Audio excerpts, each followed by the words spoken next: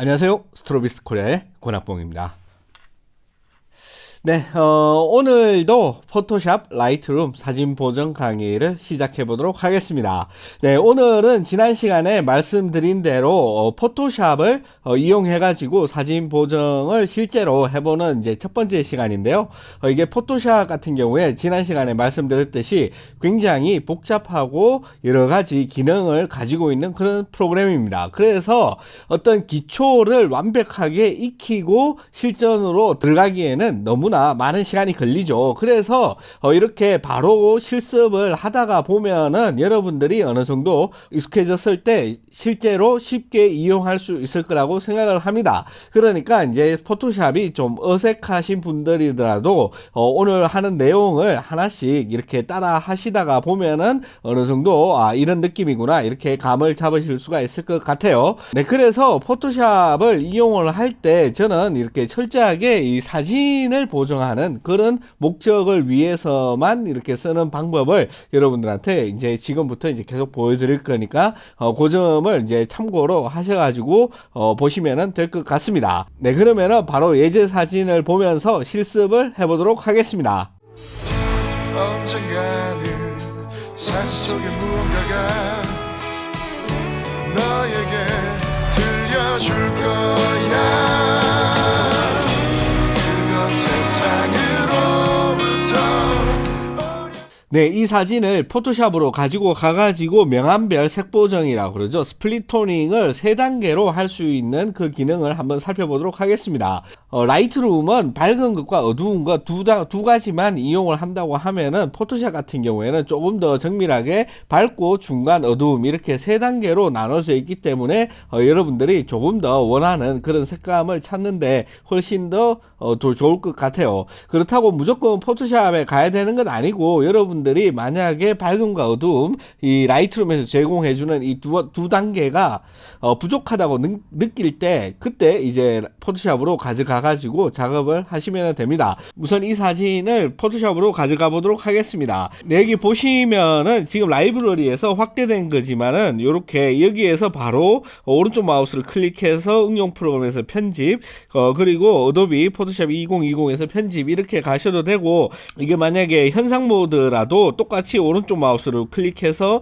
응용 프로그램에서 편집 이렇게 가시면 됩니다. 어디든 상관이 없어요. 이렇게 라이브러리에서 확대된 그림이라도 아무거나 상관없습니다. 아무튼 여기서 오른쪽 마우스를 클릭을 하고 응용 프로그램에서 편집 그리고 어도비 포토샵 2020에서 편집 이렇게 하시면 됩니다. 이거는 이제 버전 이름이에요. 2020은 여러분들이 가지고 있는 포토샵 버전이 최신 버전이 아니라면은 다른 말이 뜰 수가 있습니다. 아무튼 이거를 클릭을 하면은 포토샵으로 자동으로 바로 이렇게 넘어가게 됩니다. 우리가 이제 봐야 될 게 이 오른쪽에 여러 가지 창이 뜨죠. 그리고 지난 시간에 말씀드렸듯이 이 포토샵의 모드는 이렇게 필수 모드로 되어 있습니다. 필수 모드로 되어 있는지 여러분도 확인하셔야지 저랑 똑같이 뜨거든요. 아무튼 이렇게 필수 모드로 한 상태에서 밑에 보면은 이 레이어라고 있습니다. 여기 이제 레이어라고 있는데 이 사진에서는 이 레이어에 있는 부분을 주로 많이 사용을 해요. 위에 있는 속성이나 이 부분은 이제 거의 쓰지를 않고 색상 같은 경우에는 사진에서도 많이 쓰니까는 일반적으로 그냥 쓰시면 됩니다.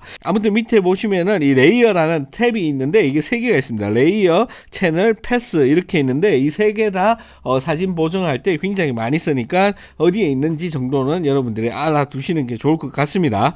네, 그 다음에 이제 주로 쓰는 게 이제 FX라는 게 이게 특수 효과를 말하는 거거든요. 이런 게 있고 그 다음에 여기 있는 게 이게 마스크입니다. 마스크. 이게 마스킹이라고 하기도 하고 마스크인데 이 마스킹 할 때 쓰는 이런 도구들이 모여져 있는 거고, 요런 게 이제 여기에 있는 동그란 데서 이렇게 반 나눠져 가지고 이렇게 생긴 요 아이콘, 요게 바로 이렇게 조정 레이어입니다. 조정. 뭔가 이렇게 색감을 조정한다든지 밝기를 조정한다든지 여러 가지 어떤 조정이든지 다 여기 있다고 보면 돼요. 그 다음에 여기 있는 게 요거는 폴더입니다. 폴더. 요거는 이제 폴더고, 그 다음에 여기 플러스 버튼이 되어 있는 거는 이거 레이어 추가입니다. 레이어 추가. 그리고 여기 휴지통 모양은 이제 레이어 삭제. 요렇게 이제 구성되어 있다고 보시면 됩니다. 네, 이렇게 해가지고 레이어 탭이 어떻게 구성되어 있는지 이제 확인을 하셨죠. 그러면은 아까 말씀드렸듯이 이 세 가지의 톤을 조정하는 거는 당연히 이 조정 레이어에 들어 있습니다. 네, 여기 보시면은 여러 가지 이렇게 많이 뜨는데 보면은 이렇게 뭐 단색, 뭐 그레디언트 패턴, 명도 대비, 레벨, 곡선, 노출, 뭐 활기, 색조, 채도, 색상 균형, 흑백, 뭐 여러 가지 엄청나게 많이 있습니다. 많이 있는데 이 중에서 주로 많이 쓰는 것들은 몇 개는 우리가 이제 앞으로도 이제 그 제가 말씀을 드릴 거고, 오늘 이렇게 알아볼 거는 이 색상 균형이라는 이 조정 레이어입니다. 이 색상 균형을 가지고 이 밝음 그리고 중간 그리고 어두움 이 세 가지의 이제 색상을 조정하는 거죠. 그러면은 여기에 가가지고 색상 균형을 클릭을 하면은 요런 모양으로 이 레이어가 나옵니다. 이 레이어가 왜 이렇게 나오는가 하면은 여기 있는 이 배경이라는 게 이 사진이에요. 이 사진이 이제 배경 레이어로 들어가가지고 자물쇠 모양이 있죠. 이 자물쇠 모양이 있다는 거는 이 레이어를 크게 건들지 않겠다. 이 레이어에 뭐 그림을 못 그리게 한다. 이 얘기가 아니고 이 레이어를 위치를 이동한다든지, 그러니까 이 레이어가 이 위로 올라간다든지, 아니면은 뭐 이 레이어의 뭐 그 이동을 이 사진 자체를 이동을 한다든지 좌우로 움직이는 이런 것들이 이제 못하게 막혀져 있는 게 이 배경 레이어입니다. 배경 레이어인데 요거는 이제 특별히 그 나중에 이제 여러분들이 알아보셔도 되고 지금은 그 특별히 상관이 없으니까는 언급을 하지 않고 그냥 지나갈게요. 그 다음에 이제 우리가 이제 꺼냈던 이 색상 균형이라는 조정 레이어가 여기 있습니다. 여기 있는데 이렇게 보시면은 앞에 눈 모양의 아이콘이 있어요. 이거는 이제 활성화입니다. 활성화. 이 눈 모양을 아이콘을 클릭을 하면은 눈을 감아요. 눈을 감으면은 우리가 조정했던 이 레이어는 활성화를 하지 않겠다. 그런 말이거든요. 지금 눈을 뜨고 있잖아요. 요 아이콘이 눈을 뜨고 있기 때문에 지금은 활성화가 되어 있다. 이 말입니다. 그 다음에 여기 있는 요게 바로 조정 레이어입니다. 조정 레이어. 조정 레이어 중에서 색상 균형이라는 그 조정 레이어죠. 요거를 클릭을 하면은 언제든지 우리가 조정했던 이 값들을 다시 수정을 하거나 아니면은 어떻게 뭐 바꾸거나 이렇게 할 수 있는 거죠. 그래서 요게 조정 레이어입니다. 요게 조정 레이어고, 뒤에 하얗게 네모나게 되어 있는 게 있죠. 요거는 마스킹입니다. 마스크. 이 마스크는 무슨 말인가 하면은 지금 여기 가운데 보면은 뭔가 이렇게 체인으로 연결되어 있는 거 있죠. 이게 체인 아이콘인데, 이 체인 아이콘이 되어 있다는 말은 마스크가 이 조정 레이어에 연동이 되어 있다 이 말입니다. 연동이 되어 있다는 말은 이거는 조금 그 처음 하시는 분들은 조금 복잡하기 때문에 이 말은 이제 나중에 생각을 하시고, 아무튼 이 체인 레이어 체인 아이콘이 켜져 있을 경우에는 이 조정 레이어와 이 마스크가 서로 연결이 되어 있다. 서로 연결이 되어 있어 가지고 마치 하나인 것처럼 움직인다. 이 정도로 이해해 주시면 돼요. 그런데 여러분들이 포토샵을 잘하게 되면은 이렇게 연동되어 있는 게 좀 불편할 때가 있거든요. 그때 얘를 갖다가 클릭을 해갖고 체인을 꺼버리면은 이 연동이 되지 않고 이 조정 레이어와 이 마스크가 따로 놓습니다. 따로 놓는데, 지금은 이 조정 레이어를 키면은 무조건 이렇게 한 세트로 마스크가 이렇게 살아서 이렇게 들어오게 됩니다. 요 모양으로 들어오게 돼요. 이 마스크 같은 경우에는 나중에 다시 설명을 드릴 테니까는 지금은 너무 이렇게 모른다고 걱정하지 마시고, 기본적인 개념은 우리가 이 적용했던 이 조정값, 이 조정값을 이 사진의 어느 부분에 적용할 것인가,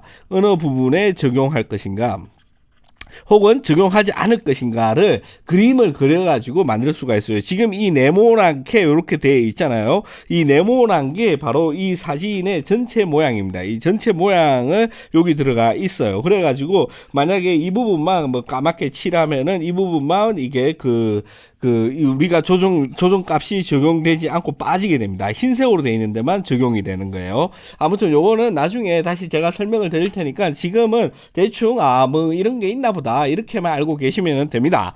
네, 요렇게 이제 하시면은 우리가 이제 알고 싶은 조정 레이어의 사용법과 조정 레이어의 모양, 기본적인 모양이에요. 다른 조정 레이어도 거의 대부분 대동소이하다고 보시면 되겠습니다. 그러면은 실제 작업은 그렇게 어렵지가 않아요. 지금 말을 굉장히 길게 해가지고 여러분들이 이렇게 그러는데, 이거는 포토샵을 이제 처음 접하시는 분들을 위해서 하는 말이기 때문에 그렇게 알아들으시면 되고, 네, 그 다음에 이 조정 레이어 레이어를 클릭을 하면은 위에 이제 속성이라는 값이 나옵니다. 이 말 무슨 말이냐? 이 조정 레이어에 있는 내용이 여기에 표현이 된다 이 말입니다. 그래서 우리가 실제로 이 색상 균형이라는 이 조정 레이어를 여기 색상 균형이라는 여기에서 이 슬라이드를 움직여 가지고 조정하는 그런 모습이라는 거죠. 네, 여기까지 이제 오시면은 이제 다 왔습니다. 그래서 어떻게 하느냐? 이것도 저번에 이렇게 스플릿 토닝, 그러니까는 명암별 색 보정에서 말씀드렸듯이 굉장히 추상적인 그런 개인적 취향이라든지 그런 느낌을 표현하는 거기 때문에 정답은 없어요. 여러분들이 이 슬라이드를 움직여 가지고 내가 원하는 색감을 찾아가는 그런 것입니다. 그렇기 때문에 이게 너무 긴장하지 마시고 그냥 대충 보면은 되지만은 저는 어떻게 하는지 보면은 중간 영역에서 저는 이렇게 빨간색 쪽을 좀 강조를 해가지고 한 이만큼 주고 싶고, 그 다음에 이게 너무 빨가니까는 마젠타라는 노랑을 살짝 더 주고 싶어요. 중간 영역이라는 말은 중간 영역의 밝기를 말하는 겁니다. 그 다음에 어두운 영역이 있어요. 이 톤을 이렇게 클릭을 하면은 어두운 영역으로 돌아갑니다. 그러면 다시 모든 값이 0이죠. 그런데 중간 영역을 보면은 제가 아까 했던 값이 그대로 들어있는 것을 확인할 수가 있습니다. 아무튼 어두운 영역을 선택을 해가지고 이번에 저는 조금 더 이렇게 그 청색 톤, 파란색 톤으로 옮기고 싶어요. 그래서 빨강에서는 녹청 쪽으로 이렇게 한 30 정도 이렇게 돌려주고, 마젠타에서도 녹색으로 살짝 돌려주고, 노랑에서도 파란색이 좀 더 많이 들어가게 한 요 정도 돌려주도록 하겠습니다. 그 다음에 하나 더 있죠. 밝은 영역. 그러니까 밝은 쪽의 색감을 어떻게 만지느냐, 밝은 영역을 한번 해보도록 하겠습니다. 밝은 영역은 반대로 이 태양이나 요런 구름 사이에 이런 부분이 많이 적용이 되죠. 이렇게 돌려보면은. 그래서 저는 빨간색을 좀 플러스 쪽으로 많이 옮겨주고, 녹청 같은 경우에는 이렇게 녹색 같은 경우에는 이제 마젠타 쪽으로 살짝만 더 돌려주도록 하겠습니다. 그 다음에 노란색 쪽도 이렇게 파랑도 보면은 조금 더 따뜻하게 노란색 쪽을 많이 이렇게 해가지고 굉장히 드라마틱한 이런 일몰의 색감을 만들어 줬어요. 이게 제가 말씀드리는 거는 이런 일일이 숫자라 이런 걸 가지고 여러분들이 똑같이 해야 된다 이런 말이 아니라, 여러분들이 원하는 어떤 감성을 표현할 때 이 세 단계별로 색깔을 조정을 할 수가 있기 때문에 굉장히 쉽다, 이렇게 말씀드릴 수가 있습니다. 그뿐만 아니라 라이트룸보다는 훨씬 더 정밀하게 조정이 가능하다. 여기에서 어떤 색을 또 선택을 하느냐, 그 부분은 이전에 했던 그거를 참고를 하셔가지고 해도 되고, 여러분들이 여러 가지 다른 영화라든지 아니면은 뭐 사진이라든지 굉장히 다양한 분야에서 이런 어떤 토닝, 그러니까 색깔, 명암별 색 조정을 굉장히 많이 사용하고 있으니까 그런 데서 눈여겨봐 왔던 그런 자료를 보고 따라 하셔도 상관이 없을 것 같아요. 네, 요렇게 오늘은 포토샵을 처음 이용을 해가지고 세 단계로 명암별 색 보정을 해봤습니다. 어떻게 재밌게 보셨는지 모르겠고요. 다음 시간에도 더욱 즐겁고 재미있는 내용으로 또 찾아뵙도록 하겠습니다. 고맙습니다. 언젠가는 사진 속의 무언가가 너에게 들려줄 거야.